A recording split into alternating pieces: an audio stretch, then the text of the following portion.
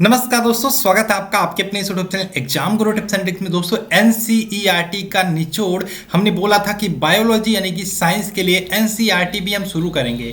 तो अभी एक तरीके से स्टार्टिंग है, तो हम यहाँ पे अभी बायोलॉजी के हम 100 क्वेश्चन कवर करेंगे एनसीईआरटी के, एकदम अच्छे से एक्सप्लेन करके करेंगे। यानी कि अगर जो मैं आपसे कहता हूँ 100 क्वेश्चन करा रहा हूँ, तो मैं 100 नहीं, यहाँ पे 500 से 600 क्वेश्चन आपका इसी वीडियो में प्रिपेयर हो जाने वाला है। तो कमर कस लीजिए, एयरफोन डाल लीजिए, वीडियो को देखना शुरू करिए। अगर जो हो सके तो कॉपी पेन लेके बैठिएगा, जो भी क्वेश्चन से रिलेटेड इंपॉर्टेंट पॉइंट बताऊंगा उसको भी आपको लिखते रहना है। और ध्यान रखना, अभी मैं यहाँ पे 100% गारंटी के साथ कह सकता हूँ, आप अगर जो रेलवे का एग्जाम देने वाले हो तो 100% यहाँ पे आज आपके 5 प्रश्न प्रिपेयर हो जाने वाले हैं और इसी वीडियो से 5 प्रश्न आने वाले हैं। पूरे अच्छे से देखेंगे NCERT biology question answer series. और मैं आपसे ये भी गुजारिश करूंगा, लास्ट में आप मुझे कमेंट करके जरूर बताइएगा कि आपने कितने क्वेश्चंस आपको पहले से आते थे, कितने क्वेश्चंस के आंसर आपने सही सही किए।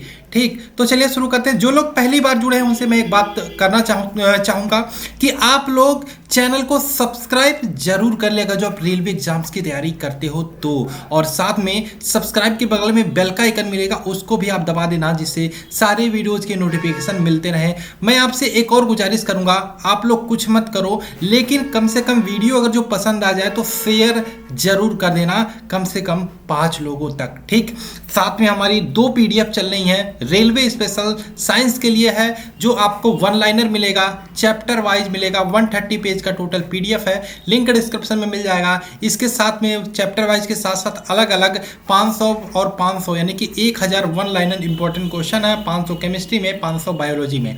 और आपको अगर जो कहीं भी बहुत सारे बच्चे स्टैटिक जीके का बुक खोजते हैं, नोट्स खोजते हैं, नहीं मिलता है, लेकिन यहाँ पे टोटल 46 टॉपिक का स्टैटिक जीके का पीडीएफ नोट्स मैंने कंप्लीट करवा लिया है।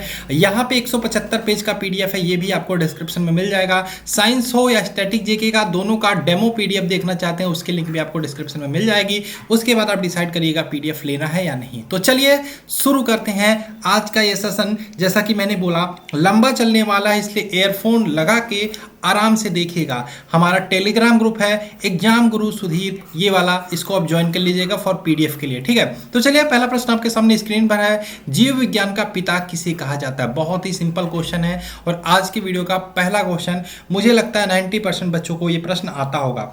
तो क्वेश्चन है आपका, जीव विज्ञान का पिता किसे कहा जाता है।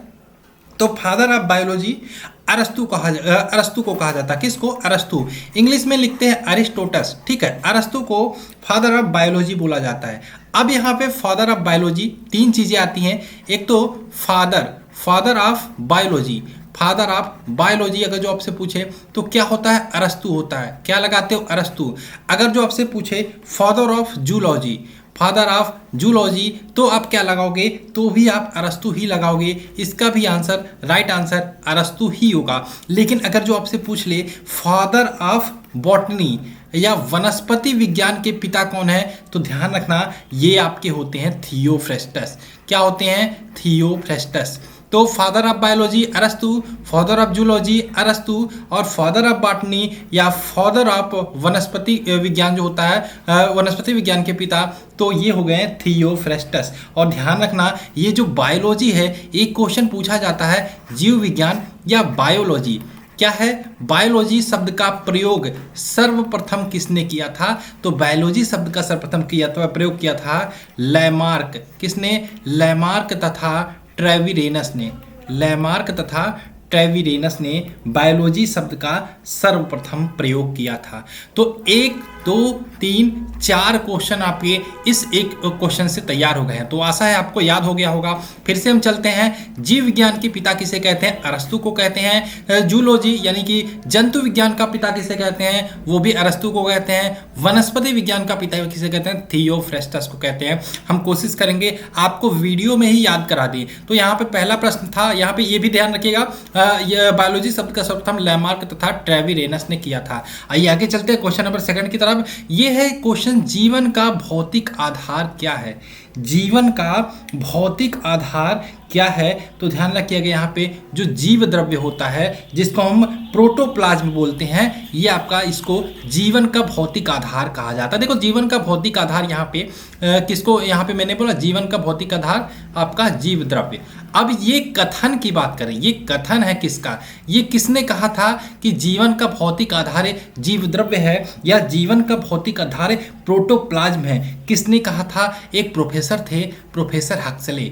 प्रोफेसर हक्सले ने कहा कि जो आपका जीव द्रव्य है या प्रोटोप्लाज्म है जीवन का भौतिक आधार होता है। अब यहाँ पे जो आपका जीव द्रव्य है इसको दो भागों में बांट के अध्ययन करते हैं हम जब बायोलॉजी एक्सप्लेन से पढ़ते हैं, एक तो साइटोप्लाज्म में, एक तो न्यूक्लियस में, ठीक है। तो यहाँ पे प्रोफेसर हक्सले ने कहा था जीवन का भौतिक आधार जीव द्रव्य है। और एक बात ध्यान रखनी है, जो आपका जीव द्रव्य होता है इसमें 90% आपका वाटर होता है, 90% आपका वाटर होता है। और जीव द्रव्य, ये जो जीव द्रव्य आपका निकल के आया है इसका नामकरण किसने किया था? क्वेश्चन इंपॉर्टेंट है, तीन के तीनों जो मैं बता रहा हूं इसका नामकरण किया था पुरकिंजे ने। किसने किया था? पुरकिंजे ने, ठीक है। तो क्या ध्यान रखना है, जीवन का भौतिक आधार किसे कहते हैं? प्रोटोप्लाज्म या जीव द्रव्य हो जाएगा। ये कथन किसका है कि जीवन का भौतिक आधार जीव द्रव्य है? प्रोफेसर हक्सले का। और जीव द्रव्य में लगभग 90% वाटर होता है। नामकरण किसने किया था? पुरकिंजे ने किया था, ठीक। आगे बात करें, आगे हमारा क्वेश्चन नंबर थर्ड है, को सर्वप्रथम कोशिका का पता किसने लगाया था? बहुत ही अच्छा क्वेश्चन और कई बार रिपीट हुआ है। तो सर्वप्रथम जो कोशिका खोजी गई थी, यहाँ पे ये अगर जो आता है सर्वप्रथम कोशिका, ध्यान रखना 3 क्वेश्चन आपके बनेंगे। 3 क्वेश्चन में पहला बनेगा सर्वप्रथम कोशिका की खोज किसने की थी? तो इसमें आपको लगाना है रॉबर्ट हुक में। अब रॉबर्ट हुक की बात करें, इन्होंने जो कोशिका खोजी थी वो एक प्रकार की निर्जीव कोशिका थी, सजीव नहीं थी। तो निर्जीव कोशिका थी। उन्होंने कार्क, आपने देखा होगा जो बियर आता है उसमें कार्क का ढक्कन लगा होता है, ठीक है, लकड़ी का बना होता कार्क का, ठीक है। तो उसी में इन्होंने एक निर्जीव कोशिका खोजी थी और इसी लिए रॉबर्ट हुक, ये कब खोजी थी? 1665 में पूछा जाता है। रॉबर्ट हुक ने सर्वप्रथम कोशिका का पता लगाया था, निर्जीव कोशिका थी और कार्क के टुकड़े में, और क्या थी? निर्जीव कोशिका, ठीक है। अब यहाँ पे बात कर लेते हैं, अगर जो आपसे पूछे सर्वप्रथम निर्जीव कोशिका का पता किसने लगाया था, तब भी आपका रॉबर्ट हुक आंसर होगा। लेकिन अगर जो आपसे पूछे सर्वप्रथम सजीव कोशिका, अब यहाँ पे निर्जीव कोशिका हो गया तो सजीव कोशिका का भी पता किसी ने लगाया होगा। तो आप ध्यान रखिएगा, सजीव कोशिका का पता किसने लगाया था? एंटोनियो ल्यूवेनहॉक ने। ल्यूवेनहॉक ने सजीव कोशिका का पता लगाया था। कब? ये 1665 में रॉबर्ट हुक ने लगाया था और इन्होंने लगाया था 1674 में। और ये लगाया था किसने? निमोनिया नाम के वायरस में। निमोनिया के वायरस में इन्होंने क्या लगाया था? सजीव कोशिका का पता लगाया था। कोशिका की बात करें जब भी, ध्यान रखिएगा, कोशिका क्या होती है? कोशिका जीवों की एक संरचनात्मक एवं क्रियात्मक इकाई होती है। और यहाँ पे ध्यान रखना सबसे छोटी इकाई होती है, इसलिए यहाँ पे सेल होता है सबसे पहले, यानी कि कोशिका होती है। ढेर सारे सेल जब मिलते हैं तो एक प्रकार से हमारा टिश्यू बनता है, टिश्यू यानी कि ऊतक बनता है। और ऊतक जब मिलते हैं तो एक प्रकार से ऑर्गेनिज्म बनता है, यानी कि अंग बनते हैं, ऑर्गेनिज्म, ठीक है, अंग बनते हैं। उसके बाद हमारा अंग मिलता है तो हमारी क्या बनती है? पूरी बॉडी बनती है, यानी कि शरीर बनते हैं, ठीक। ये क्रम आपको ध्यान रखना है, पूछा जा सकता है आपके एग्जाम में। तो 3-4 क्वेश्चन आपके यहाँ से हो गए। सर्वप्रथम कोशिका का पता किसने लगाया था? रॉबर्ट हुक ने। और एक प्रकार की निर्जीव कोशिका थी। सजीव कोशिका का पता किसने लगाया था? ये लगाया था एंटोनियो वॉन ल्यूवेनहॉक ने। और जो निमोनिया के वायरस में कब? 1674 में। ढेर सारी कोशिका जब मिलती है टिश्यू बनता है, टिश्यू मिलता है ऑर्गेनिज्म बनता है, ऑर्गेनिज्म मिलती है तो यहाँ पे बॉडी बनता है। आगे बात करें क्वेश्चन नंबर 4 की तरफ। क्वेश्चन नंबर 4 है आपका, कोशिका का शक्ति केंद्र किसे बोलते हैं? या फिर कोशिका का सेल का शक्ति केंद्र कहो या फिर आपका पावर हाउस। पावर हाउस बोलते हैं, शक्ति केंद्र कहो या पावर हाउस। तो किसको बोलते हैं? माइटोकांड्रिया को। माइटोकांड्रिया को यहाँ पे कोशिका का पावर हाउस या शक्ति गृह बोलते हैं। ऑप्शन नंबर ए इसका राइट आंसर हो जाएगा। माइटोकांड्रिया की जब भी बात आए तो आपसे पूछ सकता है खोज किसने की थी माइटोकांड्रिया की? तो खोज की थी यहाँ पे अल्टमैन ने। अल्टमैन ने, ध्यान रखना यहाँ पे एक और आंसर निकल के आता है, अल्टमैन के अलावा कोलिकर। कोलिकर कहीं कहीं मिल जाएगा, ध्यान रखना। अगर जो अल्टमैन नहीं है तो कोलिकर आएगा, दोनों आ गया तो अल्टमैन ही आपको लगाना है, क्योंकि आयोग अभी तक अल्टमैन पे ही सही मारता है। लेकिन अगर जो कभी कभी हो सकता है कि अल्टमैन नहीं दे रहा है, तो कोलिकर आपको लगाना है, ध्यान रखना है, ठीक है।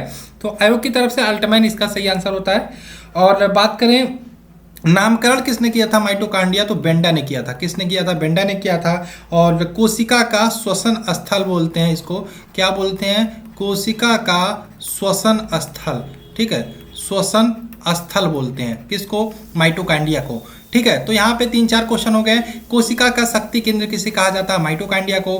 माइटोकांड्रिया की खोज की थी अल्टमैन ने। और यहाँ पे माइटोकांड्रिया का नामकरण किसने किया? बेंडा ने। और माइटोकांड्रिया को कोशिका का श्वसन स्थल बोलते हैं, या कोशिका का पावर हाउस भी बोलते हैं, शक्ति केंद्र भी बोलते हैं। आगे बात करें क्वेश्चन नंबर 5 की। ये क्वेश्चन है, कौन सी रचना पादप कोशिका को जंतु कोशिका से विभेदित करती है? अब यहाँ पे देखो, कोशिका भित्ति कहाँ पाई जाती है? ये भी जंतु कोशिका में ही पाई जाती है। अगर जो हम बात करें आपका पर्णहरित, ये आपका कहाँ पाया जाता है? जंतु कोशिका में ही पाया जाता है। और सेंट्रियोल की बात करें, ये भी आपका जंतु कोशिका में ही पाया जाता है। यानी कि ये सभी आपका अलग करती हैं, सारी जंतु कोशिका में पाई जाती हैं। आपका सॉरी मैं गलत बोल रहा हूँ, थोड़ा सा माफ कीजिएगा। ये पादप कोशिका में, ठीक है, पादप कोशिका में तीनों पाई जाती हैं। इनमें से कोई भी आपका जंतु कोशिका में नहीं पाया जाता, इसलिए ये एक प्रकार से अलग करती हैं। इसको आपको ध्यान रखना है। और यहाँ पे क्वेश्चन नंबर 4 में आपका क्वेश्चन था आपका कि कोशिका का शक्ति केंद्र किसको कहते हैं? माइटोकांड्रिया को। इसी प्रकार से आपका बन सकता है कि कोशिका का शक्ति केंद्र हो गया। इसी प्रकार से आपका बन सकता है कोशिका का प्रोटीन निर्माण की फैक्ट्री। प्रोटीन निर्माण की फैक्ट्री किसको कहते हैं? तो राइबोसोम, ध्यान रखना है। आत्महत्या की थैली तो लाइसोसोम, ध्यान रखना है। ट्रैफिक नियंत्रक पूछे तो गाल्जी काय को ध्यान रखना है। कोशिका का कंकाल तंत्र पूछे तो आपको अंतःप्रद्रव्य जल का या एंडोप्लाज्मिक रेटिकुलम आपको यहाँ पे ध्यान रखना है, ठीक। हो गया आपके 5 क्वेश्चन। तो मैं समझ रहा हूँ 5 क्वेश्चन नहीं, आपके लगभग 40 क्वेश्चन हो गए। मैं तो ये समझ के आपको यहाँ पे करा रहा हूँ, इसलिए अच्छे से ध्यान से देखिएगा। क्वेश्चन नंबर 6 है, किसी कोशिकांग को आत्महत्या की थैली कहा जाता है? किसी कोशिकांग को आत्महत्या की थैली कहा जाता है? अभी मैंने बताया आत्महत्या की थैली किसे कहते हैं? लाइसोसोम को। किसको बोलते हैं? लाइसोसोम को आत्महत्या की थैली बोलते हैं। अगर जो आपको आ जाए लाइसोसोम की खोज किसने की थी, तो ध्यान रखना है डी डुवे नाम याद रखना है। डी डुवे ने लाइसोसोम की खोज की थी। इसके लिए ये सही है, डी डुवे ने 90 यहाँ पे ध्यान रखना। और ये इसे आत्महत्या की थैली बोलते हैं, ठीक। आगे बात करें क्वेश्चन नंबर 7। ये आपका डीएनए की द्विगुणित यानी कि डबल हेलिक्स मॉडल का पता किसने लगाया था? डीएनए पूरा नाम डीऑक्सी राइबोन्यूक्लिक एसिड होता है। और यहाँ पे पूछा है डीएनए की द्विगुणित श्रृंखला कुंडली या डबल हेलिक्स मॉडल का पता किसने लगाया था? बहुत ही अच्छा क्वेश्चन, वाटसन तथा क्रिक ने। वाटसन एवं क्रिक ने पता लगाया था डीएनए की डबल हेलिक्स मॉडल का, द्विगुणित कुंडली का।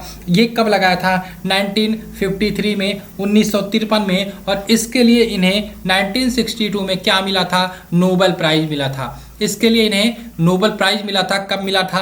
1962 में, ठीक है। कब लगाया था? 1953 में। डीएनए की डबल हेलिक्स मॉडल का पता किसने लगाया था? वाटसन एवं क्रिक ने। आशा है आपको ये 7 क्वेश्चन अच्छे से प्रिपेयर हो गए होंगे। आगे चलते हैं, क्वेश्चन नंबर 8 है। तो 8 है आपका, डीएनए का प्रमुख कार्य क्या होता है? डीएनए मैंने पूरा नाम बताया आपका। इसका पूछा है प्रमुख कार्य क्या होता है, ध्यान रखिएगा। इसका सबसे प्रमुख कार्य जो होता है आनुवंशिक क्रियाओं का संचालन करना। डीएनए का सबसे बड़ा कार्य क्या होता है? आनुवंशिक क्रियाओं का संचालन करना। ऑप्शन नंबर डी इसका राइट आंसर हो जाएगा। अब यहाँ पे बात करें, डीएनए आपने पढ़ा तो उसके लिए आपने सुना होगा, आनुवंशिक की बात की मैंने तो गुणसूत्र आपने सुना होगा। गुणसूत्र को ही हम क्या बोलते हैं? क्रोमोसोम बोलते हैं। क्या बोलते हैं? क्रोमोसोम बोलते हैं। अब इसी गुणसूत्र में एक प्रोटीन पाया जाता है। गुणसूत्र में कौन सा प्रोटीन पाया जाता है? ये क्वेश्चन इंपॉर्टेंट है। तो हिस्टोन प्रोटीन पाया जाता है गुणसूत्र में। और क्या पाया जाता है? और आपका डीएनए पाया जाता है। इसी डीएनए को हम आनुवंशिक पदार्थ बोलते हैं। डीएनए को गुणसूत्र में, डीएनए देखो गुणसूत्र में 3 चीजें होती हैं, आपको ध्यान रखना है। एक तो डीएनए हो गया। डीएनए क्या होता है? आनुवंशिक पदार्थ होता है। आनुवंशिक, ये तीनों जो भी फैक्ट मैं बता रहा हूँ बहुत इंपॉर्टेंट है। डीएनए आपका आनुवांशिक पदार्थ होता है। इसी डीएनए में आपका जीन होता है। जीन को हम क्या बोलते हैं? आनुवांशिकता की इकाई। आनुवांशिकता की इकाई, ठीक है। एकदम हल्के में मत लेना। जैसा कि मैंने बोला है कि आपको यहाँ पे लगभग 500-600 से ज़्यादा प्रश्नों की प्रैक्टिस मैं आज ही करा दूंगा। डीएनए आनुवांशिक पदार्थ होता है, जीन आनुवंशिकता की इकाई होती है, इसको ध्यान रखना। और अगर ये जो गुणसूत्र मैंने बताया, गुणसूत्र क्या होता है? तो गुणसूत्र आपका होता है आनुवांशिकता का वाहक। आनुवांशिकता का वाहक होता है, ठीक। ये तीनों आपको ध्यान रखना है, ठीक है। और तो यहाँ पे क्वेश्चन है सीधा सीधा, डीएनए का प्रमुख कार्य क्या होता है? तो आनुवांशिक क्रियाओं का संचालन करना। क्वेश्चन नंबर 9 की बात करें, आरएनए पाया जाता है, राइबोन्यूक्लिक एसिड ये पाया जाता है। तो आरएनए पाया जाता है कोशिका द्रव में। कहाँ पे? कोशिका द्रव में आरएनए पाया जाता है। Option number C. आरएनए का प्रमुख कार्य क्या होता है? तो आरएनए का कार्य होता है प्रमुख प्रोटीन निर्माण में सहायता करना। प्रोटीन निर्माण में सहायता करना, ठीक है। आरएनए का प्रमुख कार्य होता है प्रोटीन निर्माण में सहायता करना। एक क्वेश्चन आता है डीएनए और आरएनए। डीएनए में पूछ लेगा आरएनए, डीएनए में पूछ लेगा डीएनए में बेस क्या होता है। तो ध्यान रखना, डीएनए में बेस जो होता है वो थायमिन बेस होता है, ठीक है। या तो पूछ लेगा, माफ़ कीजिएगा बहुत सारे डिस्टरबेंस आ जाती है।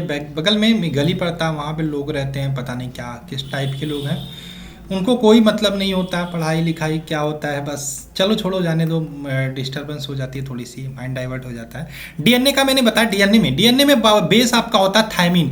ये पूछ लेगा डीएनए में बेस क्या होता है? थायमिन होता है। आरएनए में बेस क्या होता है? यूरेसिल होता है, यूरेसिल होता है।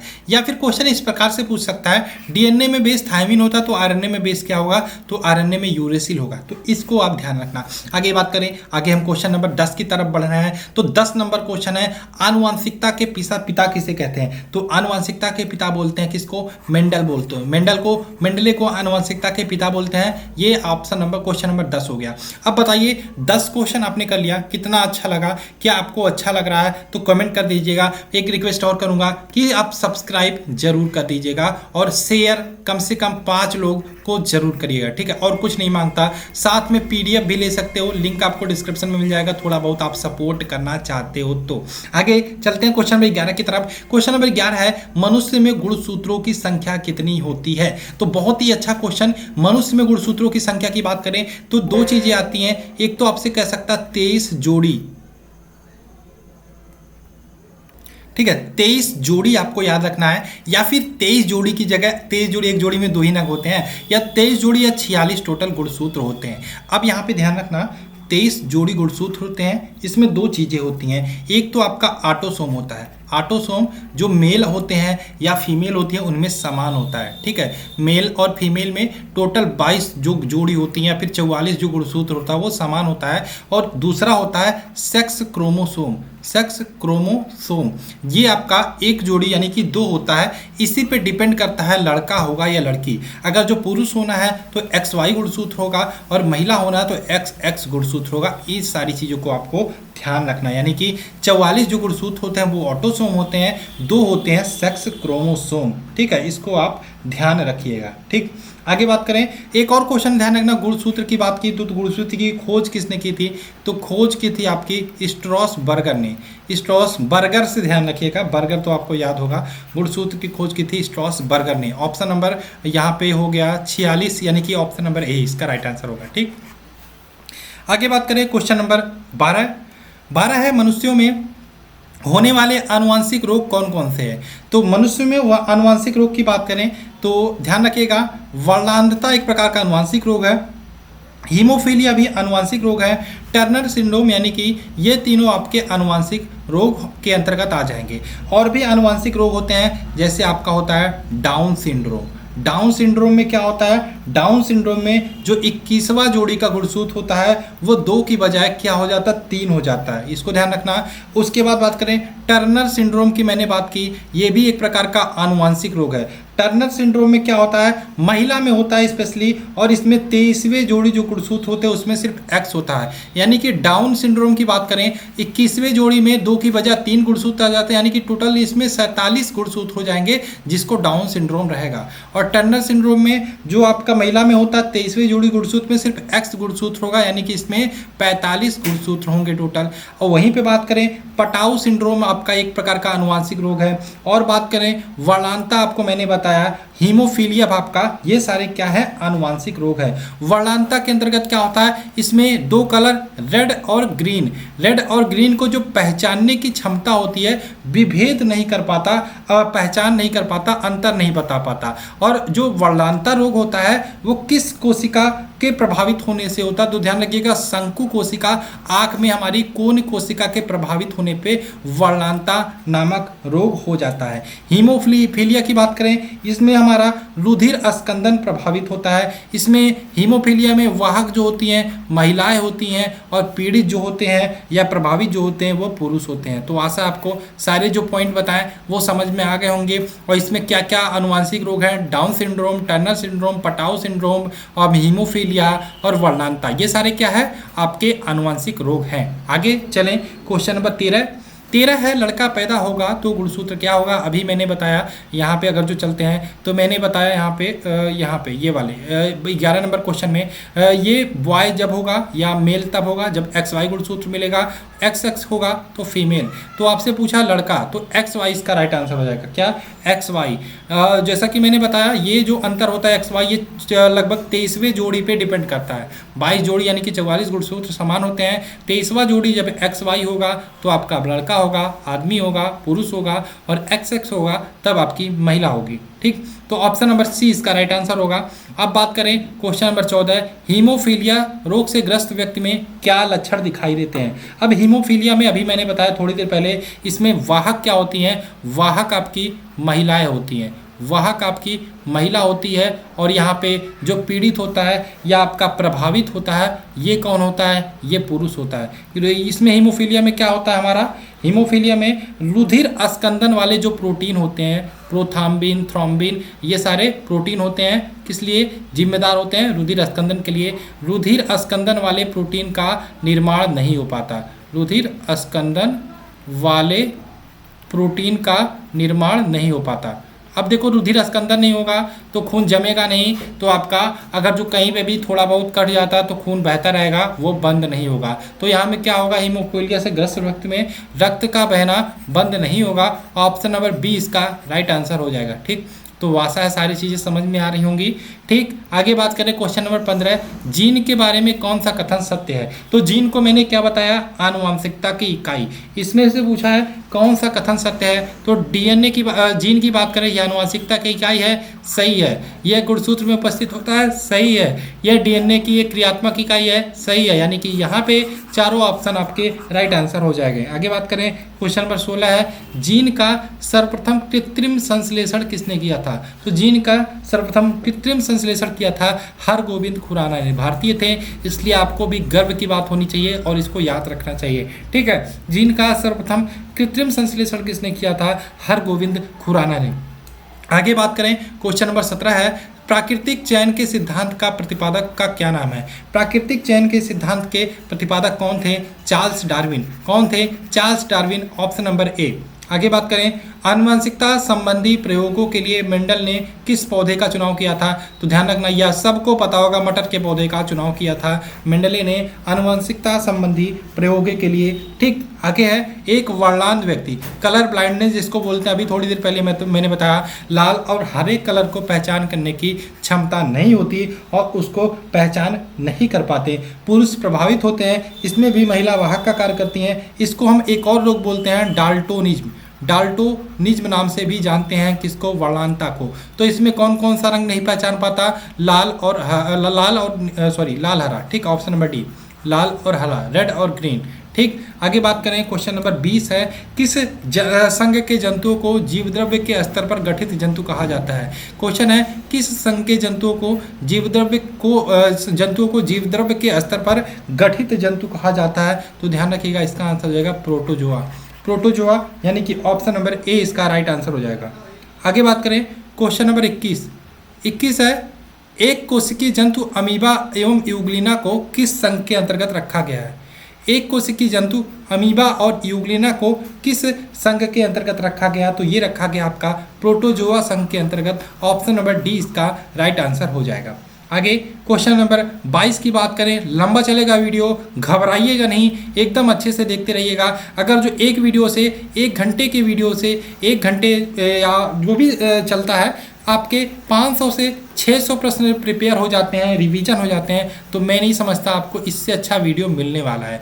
यहाँ पे बात करें मेढक में श्वसन किस अंग द्वारा होता है? तो मेढक की बात करें त्वचा से भी श्वसन कर सकता है, क्लोमों से भी कर सकता है, फेफड़ों से भी कर सकता है, इन तीनों से, यानी कि ऑप्शन नंबर डी इसका राइट आंसर हो जाएगा। ध्यान रखना मेढक जमीनों में भी कई दिनों तक रह सकता है, तो त्वचा से श्वसन करता रहता है, फेफड़ों से भी करता रहता है, क्लोमों से। ऑप्शन नंबर डी इसका राइट आंसर होगा, इसको ध्यान रखिएगा। आगे बात करें क्वेश्चन नंबर 23, वास्तविक मछली कौन सी है? Star fish, brittle star, hippocampus. तो हिप्पोकैम्पस यहाँ पे राइट आंसर हो जाएगा, वास्तविक मछली हिप्पोकैम्पस है। ऑप्शन नंबर सी इसका राइट आंसर हो जाएगा। नेक्स्ट बात करें क्वेश्चन नंबर 24, मेढक किस वर्ग का जंतु है? तो मेढक की बात करें तो एम्फीबिया संघ का जंतु है। Option number B.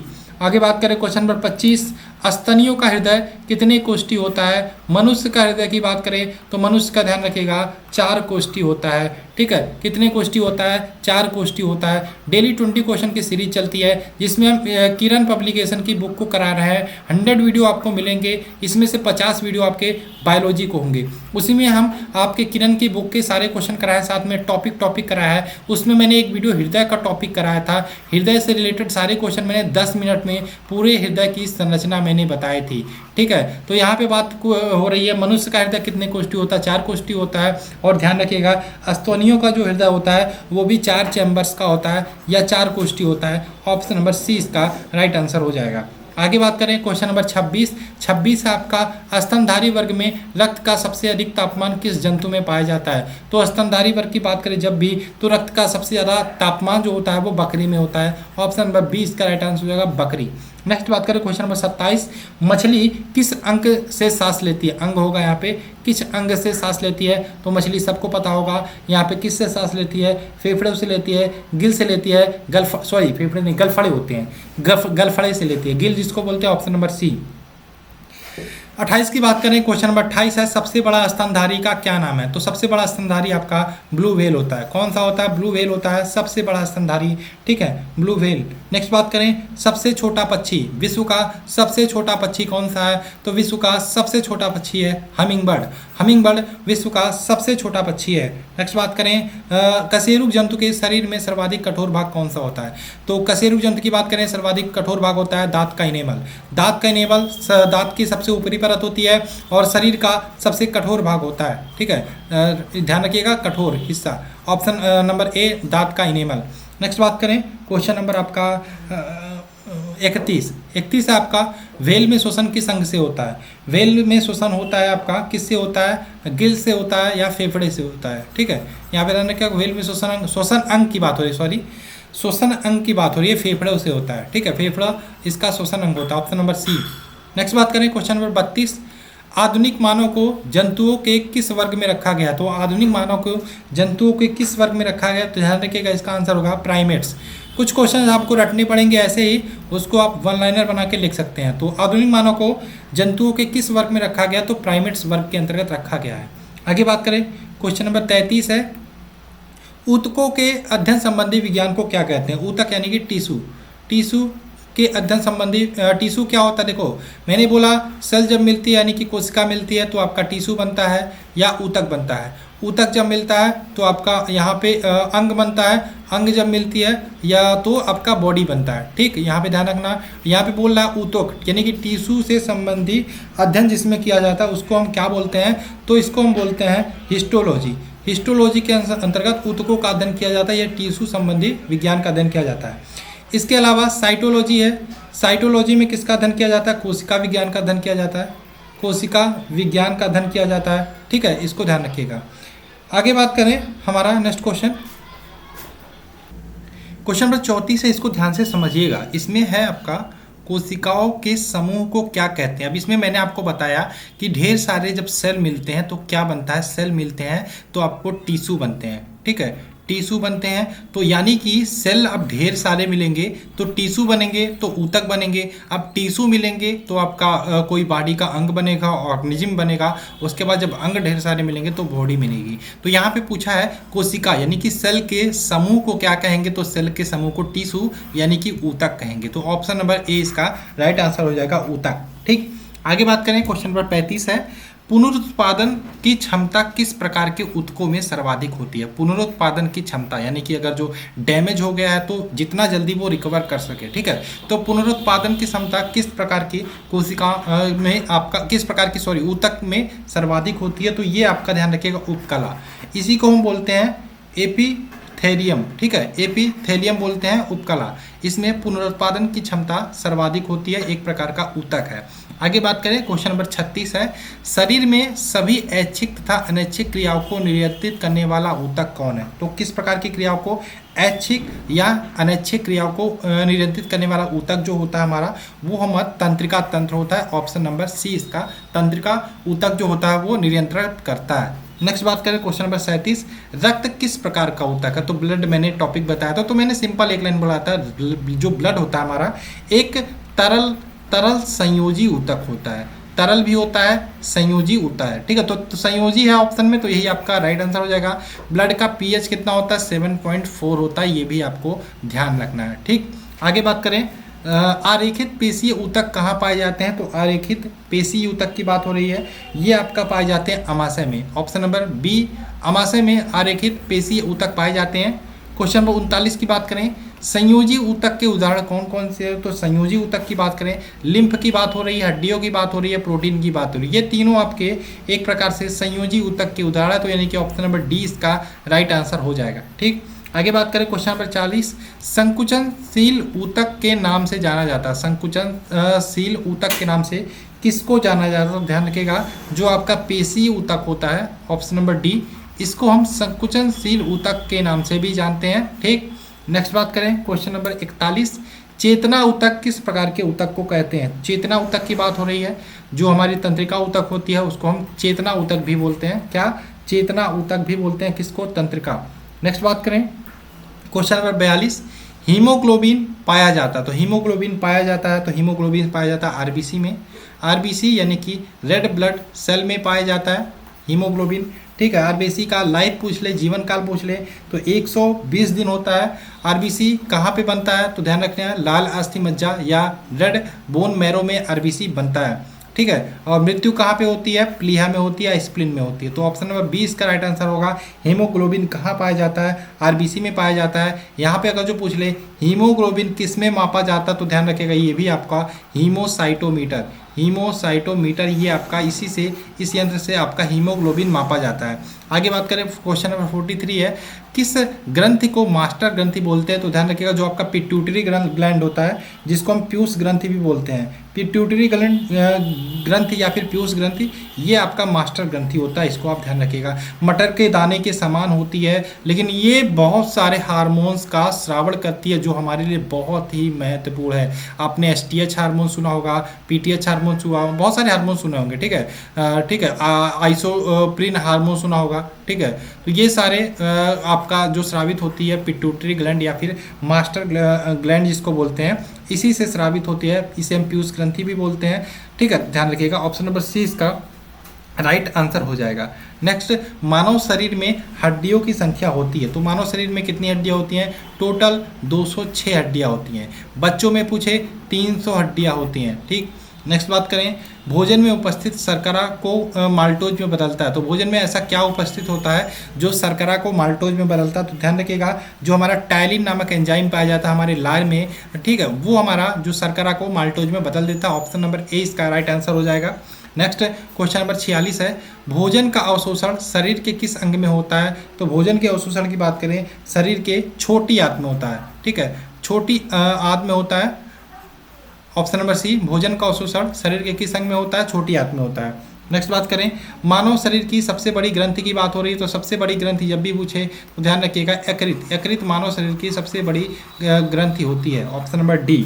ठीक है, यहाँ पे देखो और क्या क्या आपका थायराइड ग्रंथि है। थायराइड क्या होता है, सबसे बड़ी अंतःस्रावी, सबसे बड़ी होती है लेकिन सबसे बड़ी अंतःस्रावी ग्रंथि पूछे तो आपका थायराइड हो जाता है, ठीक है, थायराइड हो जाता है। पीयूष ग्रंथि मैंने क्या बताया, मानव शरीर की सबसे छोटी ग्रंथि और मानव शरीर की सबसे बड़ी ग्रंथि यकृति है। मानव शरीर की सबसे बड़ी अंतःस्रावी ग्रंथि पूछे तो थायराइड ग्रंथि हो जाता है, ठीक है। एक और क्वेश्चन आता है जो मैंने पीयूष ग्रंथि के बारे में पूछा, एक प्रकार का मिश्रित ग्रंथि होता है, ठीक है, मिश्रित ग्रंथि। आगे बात करें क्वेश्चन नंबर 48, इंसुलिन की कमी से उत्पन्न होने वाला रोग कौन सा है? तो इंसुलिन की कमी से आपका होता है डायबिटीज। बहुत ही अच्छा क्वेश्चन, सबको आता होगा। डायबिटीज नामक रोग होता है इंसुलिन की कमी से। नेक्स्ट क्वेश्चन नंबर 49, पोषक पदार्थ, कौन पोषक पदार्थ शरीर में त्वरित ऊर्जा प्रदान करता है? तो ध्यान रखिएगा, कार्बोहाइड्रेट जो होता है शरीर में त्वरित ऊर्जा प्रदान करता है। कार्बोहाइड्रेट की बात करें, 1 ग्राम कार्बोहाइड्रेट के मतलब दहन से तो आपका 4.2 किलो कैलोरी ऊर्जा मिलती है, ठीक है। तो 4.2 किलो कैलोरी ऊर्जा मिलती है 1 ग्राम कार्बोहाइड्रेट के विखंडन से, ठीक है। कार्बोहाइड्रेट की बात करें, इसमें कार्बन हाइड्रोजन और ऑक्सीजन का जो अनुपात होता है, कार्बन हाइड्रोजन ऑक्सीजन का अनुपात होता है 1:2:1 होता है, ये भी पूछा जाता है। और हम कार्बोहाइड्रेट की बात करें, हमारे शरीर में 70% जो ऊर्जा प्राप्त होती है वो लगभग कार्बोहाइड्रेट से ही प्राप्त होती है। इन तीनों चारों चीज़ों को ध्यान रखना, ठीक है। तो त्वरित ऊर्जा प्रदान करता है कार्बोहाइड्रेट। 1 ग्राम कार्बोहाइड्रेट के विखंडन से 4.2 किलो कैलोरी ऊर्जा प्राप्त होती है। कार्बन हाइड्रोजन ऑक्सीजन का अनुपात 1:2:1 होता है। हमारे शरीर में सर्वाधिक ऊर्जा जो प्रदान होती है वो कार्बोहाइड्रेट से होती है, लगभग 70%। ऑप्शन नंबर डी इसका राइट आंसर होगा। क्वेश्चन नंबर 50 की बात करें, शरीर में गैसों का विनिमय किस अंग में होता है? तो यहाँ पे हम ध्यान रखिएगा, शरीर में गैसों का विनिमय जो होता है वो आपके फेफड़ों में होता है। फेफड़ों में एक पाई जाती है एल्वलाई, एल्वलाई में गैसों का विनिमय होता है, ठीक है। यानी कि आप जो ऑक्सीजन लेते हो, ऑक्सीजन निकालते हो कार्बन डाइऑक्साइड, ये होता है गैसों का विनिमय, ठीक है। तो ये होता है आपके फेफड़े में। नेक्स्ट बात करें क्वेश्चन नंबर 51, वृक्क की कार्यात्मक इकाई क्या है? वृक्क की कार्यात्मक इकाई होती है आपका नेफ्रॉन, नेफ्रॉन होती है वृक्क की कार्यात्मक इकाई, यानी कि ऑप्शन नंबर बी इसका राइट आंसर हो जाएगा। नेक्स्ट बात करें, नाइट्रोजनी उत्सर्जी पदार्थ में सबसे अधिक मात्रा में क्या पाया जाता है? तो नाइट्रोजनी उत्सर्जी पदार्थ की बात करें, सर्वाधिक मात्रा में पाया जाता है यूरिया, यूरिया यानी कि ऑप्शन नंबर डी इसका राइट आंसर हो जाएगा। नेक्स्ट बात करें, मानव शरीर में पिट्यूटरी ग्रंथि स्थित होता है। पिट्यूटरी या पीयूष ग्रंथि की बात करें, मस्तिष्क में स्थित होता है। कहाँ पे? मस्तिष्क में स्थित होता है, जिसे हम मास्टर ग्रंथि भी बोलते हैं। मानव शरीर की सबसे छोटी ग्रंथि है, एकदम मटर के दाने के समान होता है। बहुत सारे इंपॉर्टेंट महत्वपूर्ण हार्मोन्स का स्रावन इसी मटर के दाने के समान पीयूष ग्रंथि से होता है, ठीक है। आगे बात करें क्वेश्चन नंबर 54, आँख में किस भाग के नष्ट होने पे आँखों की रोशनी समाप्त हो जाती है? तो ध्यान रखना, आँख में जो आपकी कॉर्निया होती है वो अगर जी नष्ट हो गई तो आपकी आँखों की रोशनी समाप्त हो जाती है। ऑप्शन नंबर सी इसका राइट आंसर होगा। नेक्स्ट बात करें, लाल रक्त कण का निर्माण यानी कि आरबीसी या रेड ब्लड सेल का निर्माण कहाँ होता है? तो ध्यान रखिएगा, आरबीसी को हम एक और नाम से जानते हैं इरिथ्रोसाइट, इरिथ्रोसाइट्स नाम से भी जानते हैं। ये आप ध्यान रखिएगा, कई बार डायरेक्ट पूछा है, ठीक है। तो यहाँ पे बात करें आरबीसी, आरबीसी का निर्माण कहाँ होता है? तो ध्यान रखिएगा, आरबीसी का निर्माण होता है आरबीएम में। कहाँ पे? आरबीएम, आरबीएम या यहाँ पे रेड बोन मैरो बोलते हैं, रेड बोन मैरो, या बोलते हैं लाल अस्थि मज्जा। लाल अस्थि मज्जा में आपका क्या निर्माण होता है? रेड ब्लड सेल, ठीक है। अब यहाँ पे अगर जो पूछ ले इसकी लाइफ कितनी होती है? लाइफ 120 डेज होती है। मृत्यु कहाँ पे होती है आरबीसी की? जन्म आपका लाल अस्थि मज्जा में होता है, तो मृत्यु कहाँ पे होती है? तो मृत्यु ध्यान रखिएगा आपका प्लीहा में होती है, प्लीहा में होती है। और इसी प्लीहा को हम क्या बोलते हैं? ब्लड बैंक बोलते हैं। क्या? ब्लड बैंक के नाम से भी जानते हैं, ठीक है। तो इसको ध्यान रखना, लाल रक्त कण का निर्माण कहाँ पे होता है? लाल अस्थि मज्जा में, रेड बोन मैरो में। लाइफ यहाँ पे जन्म आपका रेड बोन मैरो यानी कि लाल अस्थि मज्जा में होता है, मृत्यु प्लीहा में होता है। लाइफ 120 दिन होती है। आरबीसी को इरिथ्रोसाइट्स नाम से भी जानते हैं। प्लीहा को बात करें, ब्लड बैंक नाम से भी जानते हैं आप। ब्लड बैंक, शरीर का ब्लड बैंक किसको बोलते हैं? प्लीहा को बोलते हैं। आगे बात करें क्वेश्चन नंबर 55, कशेरुक दंड। कशेरुक दंड में हड्डियों की कुल संख्या होती है। तो कशेरुक दंड की बात करें, जिसे हम वर्टिब्रेट कॉलम बोलते हैं, टोटल बात करें कितनी हड्डियां होती हैं? तो ऑप्शन के हिसाब से देखो यहाँ पे कुछ कह नहीं सकते, लेकिन मैं जहाँ तक जानता हूँ 26 हड्डियाँ होती हैं। कितनी? 26 हड्डियाँ होती हैं। आप लोग बताना कशेरुक दंड में टोटल कितनी हड्डियाँ होती हैं? ये आपकी 26 होती है मेरे हिसाब से। ऑप्शन नंबर दिया नहीं है 26, इसलिए 26 आप यहाँ पे लगा लीजिएगा, ठीक। नेक्स्ट बात करें शरीर की सबसे लंबी हड्डी कौन सी होती है? तो शरीर की सबसे लंबी हड्डी होती है फीमर या जांग की हड्डी। ऑप्शन नंबर सी इसका राइट आंसर होगा। फीमर या जांग की हड्डी शरीर की सबसे लंबी अस्थि होती है। अब आइए बात कर लेते हैं अस्थियों से संबंधित कुछ महत्वपूर्ण प्रश्न की बात करें। अब यहाँ पे मैंने बोला शरीर की सबसे लंबी, तो फीमर या जांग की हड्डी, ये आपको याद हो जाना चाहिए। इसके बाद पूछें सबसे मजबूत अस्थि, शरीर की सबसे मजबूत अस्थि कहाँ की होती है? तो ध्यान रखिएगा, जो जबड़े की अस्थि होती है, जबड़े की अस्थि शरीर की सबसे मजबूत अस्थि होती है। अगर जो पूछे सबसे छोटी हड्डी कौन सी होती है, तो स्टेपीज, जिसे मध्य कड़ की भी हड्डी बोलते हैं, सबसे छोटी हड्डी होती है। सबसे लंबी हड्डी आपने पढ़ लिया यहाँ पे फीमर या जांघ की हड्डी। अब यहाँ पे अगर जो पूछे कि मनुष्य में हड्डियाँ कितनी होती है, 206, बच्चों में कितनी होती है, 300। शरीर में मांसपेशियों की संख्या भी ध्यान रखिएगा, कितनी मांसपेशियाँ पाई जाती हैं, मांसपेशियाँ शरीर में मनुष्य के 656। कभी कभी अप्रॉक्सीमेटली 700 भी दे देता है, लेकिन 656 आप एग्जैक्ट आंकड़ा ध्यान रखिएगा। ठीक, आगे बात करें नेक्स्ट क्वेश्चन, मानव शरीर में रक्त कहाँ शुद्ध होता है? तो मानव शरीर में रक्त की बात करें कहाँ पे शुद्ध होता है? वृक्क में। ऑप्शन नंबर सी, यहाँ पे वृक्क में मनुष्य का रक्त शुद्ध होता है। यहाँ पे एक और क्वेश्चन ध्यान रखिएगा, मोस्ट इंपॉर्टेंट, इसको आप जरूर लिख लीजिएगा। यहाँ पे जो ऊतक होता है, हड्डी को मांसपेशियों से जोड़ने वाला ऊतक, मांसपेशियों से जोड़ने वाला ऊतक, इसका आप लोग मुझे कमेंट करके बताइए क्या होगा। या फिर हड्डी को हड्डी से जोड़ने वाला ऊतक,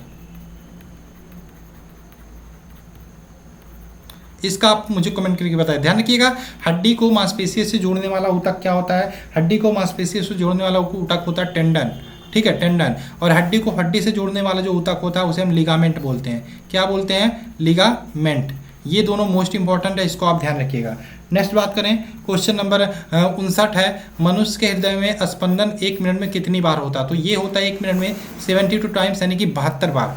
आगे बात करें क्वेश्चन नंबर 60, किस रक्त समूह को सर्वदाता कहते हैं? सर्वदाता बोलते हैं जो सभी को ब्लड दे सकता है। वो ब्लड ग्रुप का, वो रक्त समूह का जो व्यक्ति होता है उसे हम सर्वदाता बोलते हैं। क्यों? क्योंकि इसमें कोई हमारा एंटीजन नहीं होता, इसलिए हम इसको सर्वदाता बोलते हैं। अगर जो पूछे सर्वग्राही, तो ए बी वाला जो होता है सर्वग्राही होता है। क्यों नहीं होता? अगर जो आपसे ये पूछ ले, तो क्योंकि आपका ए बी जो ब्लड ग्रुप होता है उसमें एंटीबॉडी नहीं होती।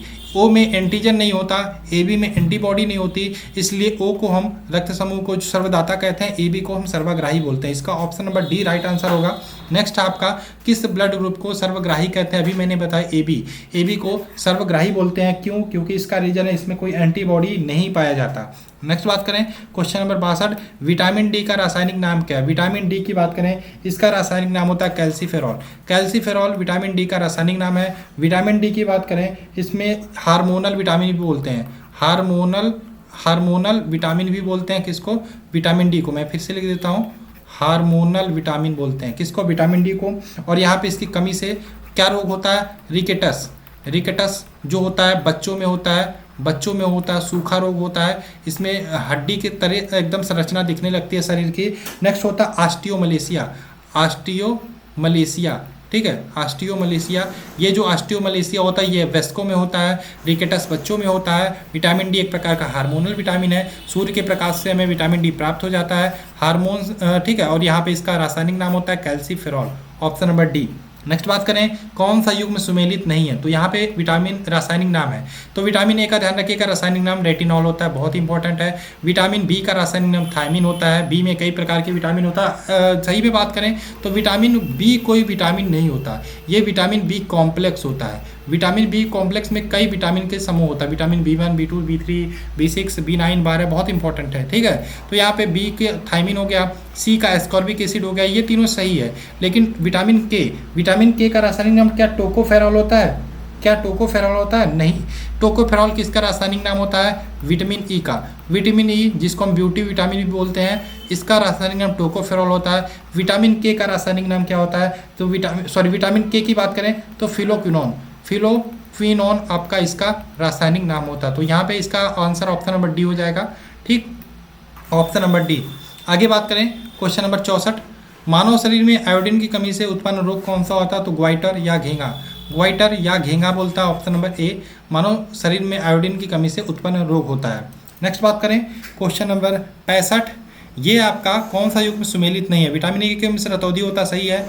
बी की कमी से सॉरी यहाँ पे टाइपिंग थोड़ा सा मिस्टेक है, इसको सही कर लीजिएगा आप। मैं इसमें कह नहीं सकता कौन सा सही है कौन सा गलत है क्योंकि टाइपिंग मिस्टेक है, तो ध्यान रखिएगा। विटामिन ए की कमी से रतौंधी होता है, ये आपको पता होना चाहिए, ठीक। विटामिन बी की कमी से बेरी होता है, सी की कमी से स्कर्वी होता है, और यहाँ पे जो नपुंसकता है वो विटामिन ई की कमी से होता है, इसको आप याद कर लीजिएगा, ठीक है। तो यहाँ पे इसको छोड़ दीजिए, आप इनको ध्यान रखिएगा। विटामिन ई की कमी से नपुंसकता होती है, इसका बात करें तो ठीक है, इसमें इसे हम क्या बोलते हैं? Beauty vitamin. अभी थोड़ी देर पहले मैंने बताया ब्यूटी विटामिन बोलते हैं। ये विटामिन ई क्या करता है? हमारे शरीर में जो टिश्यू होते हैं, जो ऊतक होते हैं, उनको स्वस्थ रखता है, ठीक। और क्या करता है? इसे एंटी एजिंग विटामिन भी बोलते हैं, ठीक है। तो इसको ध्यान रखना, ये चारों याद कर लेना। आगे बात करें, क्वेश्चन नंबर 66 है, कौन सा विटामिन जल में घुलनशील है? कौन सा विटामिन जल में घुलनशील है? तो ध्यान रखना, जो आपका BC होता है, बी और सी दोनों जल में घुलनशील है। इसे एक प्रकार से याद रख सकते हो आप, अगर जो कोई कीड़ा यानी कि इसको आप कह सकते हो कीड़ा को आप जल में एक गिलास ले लो, उसमें डालो, क्या कीड़ा जल में घुल जाएगा? क्या जल में नीचे आ जाएगा? नहीं, कीड़ा ऊपर आ जाएगा। यानी कि ये कीड़ा है वो जल में नहीं घुल रहा, जल में नहीं घुल रहा तो कहाँ घुलेगा? वसा में घुलेगा। यानी कि vitamin vitamin E, vitamin D, vitamin A, यानी कि ये वसा में घुलेगा। तो बचा कौन? BC। ये BC कहाँ घुलेगा? जल में। तो यानी कि ऑप्शन नंबर डी इसका राइट आंसर हो जाएगा, ठीक। आगे बात करें, क्वेश्चन नंबर 66, ये आपका लाल रक्त कण का जीवन काल कितना होता है? तो लाल रक्त कण का जीवन काल 120 दिन होता है, अभी मैंने बताया।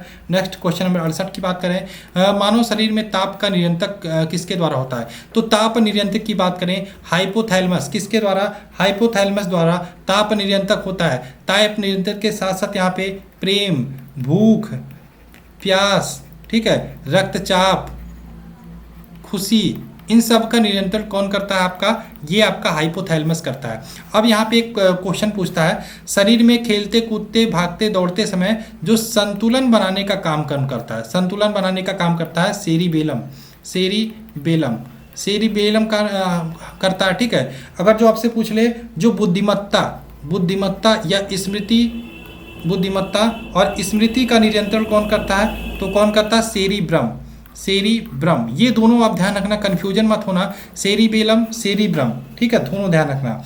अब अगर जो पूछ ले, यहाँ पे मैंने बताया हाइपोथैलेमस का क्या क्या होता है? प्रेम, भूख, प्यास, रक्तचाप, खुशी, ताप नियंत्रण का कारण हाइपोथैलेमस होता है। शरीर में खेलते कूदते दौड़ते समय संतुलन कौन बनाए रखता है? सेरिबेलम। बुद्धिमत्ता और स्मृति के लिए कौन जिम्मेदार होता है? आपका सेरिब्रम, ठीक है। थैलेमस आपका होता है एक थैलेमस क्या होता है? ठंडा गर्म और दर्द का एहसास कराता है, ठीक है। ऑप्शन दिया नहीं है, लेकिन इसका क्वेश्चन यही है, ताप नियंत्रक का कार्य कौन करता है? तो हाइपोथैलेमस इसका राइट आंसर होगा, ऑप्शन नंबर ए। नेक्स्ट बात करें, हीमोग्लोबिन का मुख्य कार्य क्या है? हीमोग्लोबिन का मुख्य कार्य जो होता है ऑक्सीजन का परिवहन करना, ऑक्सीजन का परिवहन, O2 का परिवहन हीमोग्लोबिन का मुख्य कार्य होता है। क्वेश्चन नंबर 70 की बात करें, हीमोग्लोबिन का महत्वपूर्ण घटक कौन सा है? तो हीमोग्लोबिन का जो महत्वपूर्ण घटक होता है वो आयरन होता है, Fe होता है, जिसको हम लोहा बोलते हैं। ऑप्शन नंबर 20 का राइट आंसर हो जाएगा। आगे बात करें क्वेश्चन नंबर 71, किडनी का मुख्य कार्य क्या है? किडनी का मुख्य कार्य क्या है? तो किडनी का मुख्य कार्य है शरीर के जो अपशिष्ट पदार्थ हैं उनका उत्सर्जन करना। शरीर के अपशिष्ट पदार्थों का उत्सर्जन करना किडनी का मुख्य कार्य होता है। नेक्स्ट क्वेश्चन नंबर 72 की बात करें, हड्डियों एवं दांतों के निर्माण का मुख्य घटक क्या है? हड्डियों एवं दांतों के निर्माण का मुख्य घटक होता है आपका यहाँ पे कैल्शियम भी होता है, फास्फोरस भी होता है, दोनों। ये भी ऑप्शन राइट आंसर हो जाएगा, कैल्शियम और फास्फोरस दोनों होता है, ठीक है, हड्डियों एवं दांतों का मुख्य घटक। नेक्स्ट बात करें, क्वेश्चन नंबर 73 है, मानव शरीर की सबसे छोटी हड्डी, अभी थोड़ी देर पहले मैंने बताया स्टेप्स या कड़ की हड्डी जो होती है, मध्यकड़ की हड्डी, ये मानव शरीर की सबसे छोटी हड्डी होती है। नेक्स्ट क्वेश्चन नंबर 74, कौन सा विटामिन सूर्य की रोशनी में बनता है? तो सूर्य की रोशनी में बनने वाला विटामिन डी होता है। विटामिन डी रासायनिक नाम कैल्सीफेरॉल होता है, जिसे हम हार्मोनल विटामिन बोलते हैं। नेक्स्ट क्वेश्चन है, मनुष्य द्वारा सांस में ली जाती है, मनुष्य द्वारा सांस में क्या ली जाती है? सांस में ली जाती है आपको ऑक्सीजन ली जाती है, आपका ए आंसर राइट हो जाएगा। देखो आपके वायुमंडल में बात करें, नाइट्रोजन है, ऑक्सीजन है, कार्बन डाइऑक्साइड है, ठीक है। तो ये बात करें नाइट्रोजन 78% के समथिंग है, ऑक्सीजन 21%, कार्बन डाइऑक्साइड 0.03% के समथिंग है। आप जब सांस लेते हो तो नाइट्रोजन आप 78% ले लेते हो, ऑक्सीजन 21% ले लेते हो, कार्बन डाइऑक्साइड 0.03% लेते हो। लेकिन अब जब सांस छोड़ते हो नाइट्रोजन आपने 78 लिया, 78 को निकाल देते हो, साथ में निकाल दिया, 21 लिया ऑक्सीजन, 17% आपने ऑक्सीजन निकाल दिया, सिर्फ 4% यूज किया। ये क्वेश्चन पूछा गया है। कार्बन डाइऑक्साइड आपने लिया 0.03%, लेकिन आप निकालोगे कितना, लगभग 4%। देखो कार्बन डाइऑक्साइड कम ले रहे हो, निकाल ज़्यादा रहे हो, ठीक है, इसको भी आप ध्यान रखना। तो ये होता है चार्ट, आप ध्यान रखिएगा, ठीक। तो यहाँ पे मनुष्य द्वारा सांस में ली जाती है, ऑक्सीजन ली जाती है, छोड़ी कौन सी जाती है, कार्बन डाइऑक्साइड। नेक्स्ट बात करें, वयस्क मानव के दांतों की कुल संख्या होती है। वयस्क मानव के दांतों की संख्या की बात हो रही है, तो वयस्क मानव के दांतों की संख्या होती है 32। वयस्क मानव के दांतों, देखो यहाँ पे पूछा जाता है दंत सूत्र, दंत सूत्र की बात की जाती है वयस्कों में, बच्चों में। तो वयस्कों के दंत सूत्र क्या होता है, वयस्कों का होता है 2 1 2 3, 2 1 2 3। बच्चों का पूछा जाता है 2 1 0 2। अब यहाँ पे 2 1 2 3 क्या होता है, देखो 2 आपका क्या होता है, आपका इंटेस्टाइन जिसको हम बोलते हैं कृंतक। आई क्या होता है आपका कैनाइन जिसको हम बोलते हैं रदनक। 2 क्या होता है, प्रीमोलर जिसको हम बोलते हैं अग्रचवर्णक। और यहाँ पे ये होता है मोलर जिसको हम बोलते हैं चवर्णक। यानी कि 2 दांत आपका इंटेस्टाइन के, 1 दांत आपका कैनाइन के, 2 दांत आपका प्रीमोलर, 3 दांत आपका यहाँ पे हो गया मोलर, ठीक है। अब इसको किस प्रकार से देखते हैं, इसको एक साइड, ऊपर वाले सिरों के एक साइड का भाग है जहाँ पे 2 आपका इंटेस्टाइन हो गया, 1 आपका क्या होगा कैनाइन हो गया, 2 आपका प्रीमोलर हो गया और आपका 3 आपका मोलर हो गया। यानी कि 3 2 5 1 6 7 8, 8 इधर 8 इधर 8 इधर 8 इधर, यानी कि 32 दांत हो गया। वहीं पे बच्चों की बात करें, बच्चों का आप देखोगे तो यहाँ पे टोटल 2 1 3 5 यानी कि 20 दांत हो जाता है। बच्चों का टोटल 20 दांत हो जाता है मिला के, ठीक है। तो यहाँ पे बात करें बच्चों में कौन सा दांत नहीं पाया जाता, ये पूछा जाएगा। तो देखो यहाँ पे 0 है, तो कौन सा, प्रीमोलर यानी कि अग्रचवर्णक बच्चों में नहीं पाया जाता। अगर जो आपसे पूछे अस्थाई दांत या दूध के दांत कितने होते हैं टोटल, तो यहाँ पे देखो टोटल दांत 32 निकल के आ रहे हैं, लेकिन बच्चों में 20 होते हैं। ये जो 20 दांत होते हैं ये बच्चों वाले अस्थाई दांत या दूध के दांत बोले जाते हैं 20। अगर जो आपसे पूछे अस्थाई दांत कितने होते हैं, तो आप 32 में से 20 माइनस कर दो, टोटल 12 दांत जो होते हैं वो अस्थाई दांत होते हैं, ठीक। शरीर का सबसे कठोरतम भाग कौन सा होता है, हमारे दांत का इनेमल होता है, इसको भी आप ध्यान रखना। दंत सूत्र बहुत इंपॉर्टेंट है, 2 1 2 3 वयस्कों के लिए, बच्चों के लिए 2 1 0 2, ठीक है। क्या होता है, इंटेस्टाइन, कैनाइन, प्रीमोलर, मोलर, यानी कि कृंतक, रदनक, अग्रचवर्णक, चवर्णक, ये दांतों के प्रकार होते हैं। नेक्स्ट बात करें क्वेश्चन नंबर 77, वायरस में फैलने वाला रोग कौन सा है। वायरस से फैलने वाला रोग कौन सा है, तो वायरस से आपका एड्स फैलता है। एड्स बात करें, इसमें कौन सा वायरस होता है, HIV ह्यूमन इम्यूनोडिफिशियंसी वायरस होता है। यहाँ पे चेचक की बात करें, वेरियोला वायरस से होता है, वेरियोला वायरस से होता है, ये भी वायरस से होता है। खसरा की बात करें, मारबेली वायरस से होता है, ये भी वायरस से होता है। यानी कि ये सभी आपके वायरस से संबंधित रोग है। एड्स हो गया, चेचक हो गया, खसरा हो गया। साथ में आप पोलियो भी देख सकते हो, इंट्रो वायरस से होता है। रेबीज की बात करें, ये भी वायरस से होता है। डेंगू की बात करें, मादा एडिस इजिप्टी वायरस से होता है। तो ध्यान रखिए इतनी चीज़ें। कोरोना की बात करें, वो भी वायरस से होता है, ठीक है। हंता आया था चाइना में एक बीमारी, वो भी आपका वायरस ही होता है। आगे बात करें नेक्स्ट क्वेश्चन नंबर 78, ये है मलेरिया रोग किस परजीवी के संक्रमण से होता है। तो मलेरिया रोग जो होता है वो किस पर, जो भी प्लाज्मोडियम परजीवी के संक्रमण से होता है, ठीक है, ध्यान रखिएगा। खोज किसने की थी, रोनाल्ड रॉस ने की थी। किसने की थी, रोनाल्ड रॉस ने की थी। क्वेश्चन नंबर 79 की बात करें, मलेरिया रोग के परजीवी का वाहक होता है, तो वाहक कौन सा होता है, मादा एनोफिलीज मच्छर। देखो मादा मच्छर में 2 होते हैं, एक तो नर होता है, एक तो मादा होता है। नर एकदम सीधा साधा होता है, वो सीधा फूलों का रस पीता है, ठीक है, फूलों का रस पीता है। लेकिन जो मादा मच्छर होती है वो खून पीती है, यानी कि मादा एनोफिलीज मच्छर मलेरिया रोग का वाहक होता है, ठीक है, ध्यान रखिएगा। प्रभावित अंग, इसमें बात करें मलेरिया रोग में प्रभावित अंग कौन कौन से होते हैं, तिल्ली प्रभावित होती है हमारी, स्प्लीन जिसको बोलते हैं इसी प्रभावित होती है। दूसरा हमारा RBC प्रभावित होता है, ठीक है, इसको ध्यान रखिएगा। नेक्स्ट बात करें, कौन सा रोग दूषित जल के सेवन से होता है। दूषित जल के सेवन से बात करें, आपका हैजा होता है, जिसको हम कालरा बोलते हैं। जीवाणु विब्रियो कालरा होता है, मक्खी द्वारा फैलता है, ठीक है, दूषित भोजन खाने से होता है। नेक्स्ट बात करें क्वेश्चन नंबर 81। 81 है डायलिसिस का प्रयोग किस रोग के इलाज में किया जाता है। तो डायलिसिस का बात करें, ये टीबी रोग, सॉरी किडनी या गुर्दे के इलाज के लिए किया जाता है डायलिसिस का प्रयोग। ठीक, नेक्स्ट बात करें बच्चों में बीसीजी की बात करें, बीसीजी का पूरा नाम पूछ सकता है बैसिलस कालमेट ग्यूरिन, ये ध्यान रखना, बैसिलस कालमेट ग्यूरिन। टीका किस रोग की प्रतिरक्षा के लिए बच्चों में लगाया जाता, तो ये ध्यान रखिएगा आपका हो जाएगा टीबी से बचाने के लिए लगाया जाता है। टीबी को और कई नामों से जानते हैं, जिसको हम बोलते हैं एक्छमा बोलते हैं, राज एक्छमा भी बोलते हैं, तपेदिक भी बोलते हैं, क्षय रोग बोलते हैं। ठीक है, क्षय रोग भी बोलते हैं। ट्यूबरकुलोसिस यहाँ पे आपका वायरस होता है। बात करें यहाँ पे टीबी, सॉरी बैक्टीरिया होता है, वायरस नहीं होता है, मैं बैक्टीरिया होता है। टीबी क्या होता है, माइक्रोबैक्टीरियम ट्यूबरकुलोसिस। यहाँ पे जो बैक्टीरिया होता है, बैक्टीरिया का नाम है माइक्रोबैक्टीरियम ट्यूबरकुलोसिस, ये नामक बैक्टीरिया होता है जिससे आपका टीबी रोग होता है। ठीक है, और ध्यान रखना इतना, और यहाँ पे इतना ध्यान रखो। ठीक है, बीसीजी का टीका लगाया जाता है प्रतिरक्षण हेतु, टीबी से प्रतिरक्षण हेतु। इसका जो बैक्टीरिया होता है माइक्रोबैक्टीरियम ट्यूबरकुलोसिस, और बीसीजी का पूरा नाम बैसिलस कालमेट ग्यूरिन, और टीबी को एक्छमा, तपेदिक और क्षय रोग नाम से भी जानते हैं। ठीक, आगे बात करें, नेक्स्ट क्वेश्चन है जीवाणु द्वारा होने वाले रोगों को चुनें। जीवाणु द्वारा होने वाले रोगों को चुनना है। तो जीवाणु द्वारा आपका टीबी भी होता है, बैक्टीरिया यानी कि टीबी भी होता है, कुष्ठ रोग भी आपका जीवाणु से होता है। ठीक है, सिफिलिस जो होता है ये भी आपका जीवाणु से होता है, यानी कि 2, 3, 4 देखोगे, ऑप्शन नंबर डी इसका राइट आंसर हो जाएगा, डी। ठीक है, यहाँ पे बात करें, हमने बात किया था आपको टीबी किससे होता है, टीबी की बात किया था माइक्रोबैक्टीरियम ट्यूबरकुलोसिस बैक्टीरिया होता है। कुष्ठ रोग ध्यान रखना बहुत इंपॉर्टेंट है, पूछा गया एग्जाम में,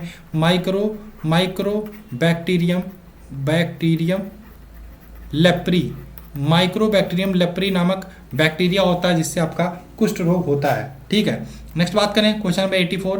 मच्छर द्वारा फैलने वाला रोग कौन सा है। मच्छर द्वारा फैलने वाला रोग है आपका सभी, मलेरिया, डेंगू, पीत ज्वर, ये तीनों मच्छर द्वारा होता है। ऑप्शन नंबर डी इसका राइट आंसर हो जाएगा। नेक्स्ट बात करें घरेलू मक्खी द्वारा फैलने वाले रोग कौन रोगों को चुनना है। तो घरेलू मक्खी द्वारा की बात करें, हैजा भी होता है, अतिसार भी होता है, और यहाँ पे प्लेग नामक रोग भी मच्छी से भी हो जाता है, चूहों से स्पेशली होता है, लेकिन मच्छी भी वाहक बन सकती है, यानी कि 1, 2, 3 इसका राइट आंसर हो जाएगा, ऑप्शन नंबर बी। ठीक, आगे बात करें कौन सा जंतु प्लेग महामारी फैलने में सहायक था। ठीक है, प्लेग महामारी फैलने में सहायक था, आपका राइट आंसर हो जाएगा चूहा है ऑप्शन में, तो चूहा लगाओगे, नहीं होगा तो मक्खी लगा सकते हो, ऑप्शन नंबर ए। नेक्स्ट बात करें वनस्पति विज्ञान का पिता, स्टार्टिंग में मैंने बताया था वनस्पति विज्ञान का पिता किसे बोलते हैं, हिप्पो नहीं, इरेज, इसको मिटाते हैं, थियोफ्रेस्टस, और इसका राइट आंसर जो है ऑप्शन नंबर डी। ठीक है, थियोफ्रेस्टस को वनस्पति विज्ञान का पिता बोलते हैं। नेक्स्ट बात करें शैवालों के अध्ययन, 2 चीज़ें होती हैं, शैवालों का अध्ययन किसको बोलते हैं, कवकों का अध्ययन किस में किया जाता है, तो शैवालों का अध्ययन किया जाता है आपका फाइकोलॉजी में। फाइकोलॉजी के अंतर्गत शैवालों का अध्ययन किया जाता है। वहीं पे बात करें माइकोलॉजी के अंतर्गत कवकों का अध्ययन किया जाता है, कवकों का अध्ययन किया जाता है माइकोलॉजी के अंतर्गत, ऑप्शन नंबर सी इसका राइट आंसर हो जाएगा। आगे बात करें क्वेश्चन नंबर 90 है विषाणु की खोज किसने की थी। तो विषाणु की खोज की थी इवोनोस्की ने, किसने की थी, इवोनोस्की, ऑप्शन नंबर ए इसका राइट आंसर हो जाएगा, इवोनोस्की ने विषाणु की खोज की थी। नेक्स्ट बात करें क्वेश्चन नंबर 91 है सजीव एवं निर्जीव कोशिका के बीच की कड़ी किसको बोलते हैं। तो सजीव और निर्जीव कोशिका के बीच की कड़ी को बोलते हैं वायरस। वायरस को सजीव एवं निर्जीव कोशिका के बीच की कड़ी बोला जाता है। आगे बात करें बैक्टीरिया की खोज किसने की। बैक्टीरिया की खोज की थी एंटोनियो वॉन लियोनहॉक ने। एंटोनियो वॉन लियोनहॉक ने बैक्टीरिया की खोज की थी। 93 की बात करें रेबीज के टीके का खोजा था। रेबीज के टीके को किसने खोजा था। तो रेबीज की बात करें एक प्रकार का हाइड्रोफोबिया इसको बोलते हैं, जल से डर, पानी से डरना, कुत्ते के काटने से होता है। विशेषकर बात करें जो सब सारे कुत्ते नहीं होते हैं जिसमें रेबीज होता है, ठीक है। तो इसकी खोज किसने की थी, तो ध्यान रखिएगा किसने की थी, लुई पाश्चर ने। लुई पाश्चर ने रेबीज के टीके की खोज की थी, ऑप्शन नंबर डी। नेक्स्ट बात करें पॉस्चराइजेशन के बारे में कौन सा कथन सत्य है? तो लुई पॉस्चर ने इस विधि का इजाद किया, सही है। इस विधि में दूध को कुछ दिनों तक सुरक्षित रखा जाता, सही है। इस विधि में दूध को सुरक्षित रखने के लिए 65.8 डिग्री सेंटीग्रेड से 30 मिनट तक गर्म किया जाता है। ऑप्शन नंबर डी यानी कि इसका तीनों आंसर सही है। Option number D right answer हो जाएगा, पॉस्चराइजेशन। ठीक, नेक्स्ट बात करें टीबी के टीके की खोज किसने की थी? टीबी के टीके की खोज की थी यहाँ पे रॉबर्ट कोच ने। किसने की थी? रॉबर्ट कोच ने टीबी के टीके की खोज की थी। टीबी में एक इलाज किया जाता डॉट्स। एक बार एग्जाम में पूछा गया था एसएससी में, डॉट्स का पूरा नाम। डॉट्स का इलाज की एक पद्धति, इलाज का एक मेथड है। डॉट्स का पूरा नाम पूछा गया था, तो ध्यान रखिएगा डायरेक्ट ऑब्जर्वेशन